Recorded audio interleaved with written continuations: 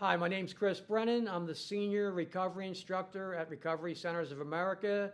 The purpose of these short 12-step videos is to simplify and explain in everyday language the meaning and history behind the 12 steps, the principles they're based on, and to make it increasingly easier to understand them and to get into action.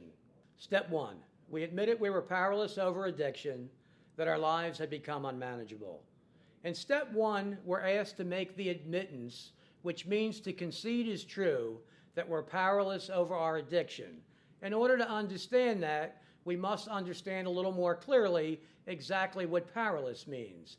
Powerless, according to a Dr. William Silkworth in the late 1930s, he suggested it meant not only could we not stay sober because of the mental obsession, but because of the phenomenon of craving, as he called it, this physical allergy, that once we put it inside us, whatever it is, we were not going to be able to control the amount we take.